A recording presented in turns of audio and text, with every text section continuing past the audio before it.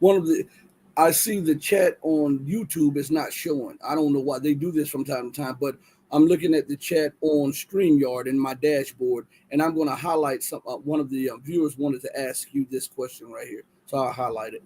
Um, there it is. Does does he have an opinion on companies, corporations, etc., doubling down on woke even after losing money like Disney? Look, I think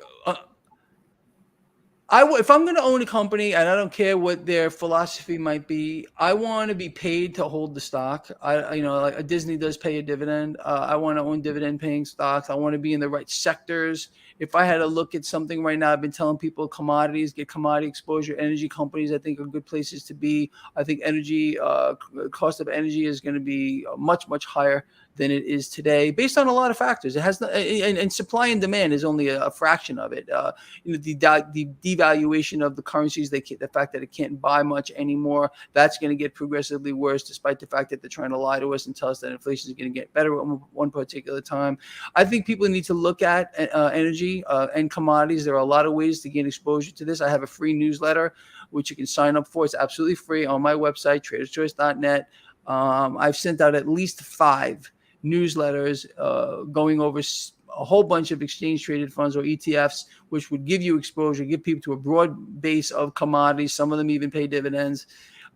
This is what people need to do. Oh, the best way, I think, what people, I mean, it won't pay you anything, but it will in the long run, is to own physical assets, gold, silver, more specifically.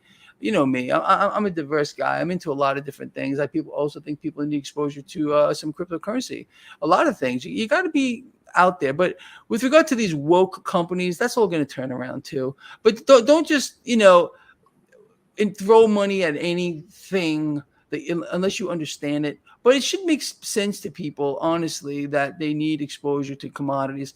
Because again, let's put that. Why would I say that? Okay, we have a situation here where the stock market is in a hyperbubble of hyperbubbles. Why is the stock market in a hyperbubble of hyperbubbles? Because the debt market is in a hyperbubble of hyperbubbles. Eventually, the debt market hyperbubble is going to burst, and that's going to lead to an uncontrolled spiking in bond yields, 10-year yield, big sell-off there in the bond market, and that's going to put a lot of pressure on the stock markets around the world. And cash, like I always say, it doesn't just grow wings and fly away to money heaven. It doesn't. You like that? Right? It doesn't fly away. No, it just moves. It moves through the market in predictable patterns.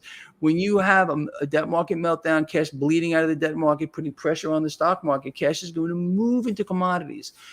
Generally, markets run into cycles: risk on, meaning stocks; risk off, meaning commodities. Generally, this is what happens, but we don't get that anymore. It's kind of a one-way ticket higher, and that is only because, again, the Federal Reserve in this case, central banks in this case, pumping the debt market, keeping rates suppressed, trying to keep that doorway open for the stock market to go higher and higher and higher. They know what they're doing.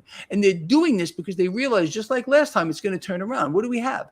We had the super banks like Goldman Sachs betting against their own clients when the market went down. Would they pay a measly $6 billion fine? You got to be kidding me. They probably made 20, 50 times that betting against their own clients. So they know they're going to get caught, but what are they going to do? Are they going to put really a CEO of one of these super banks in jail? It'll never happen. The CEO of a Wall Street bank is probably the most powerful person in the world, next to the Federal Reserve chair, who is the most powerful person in the world.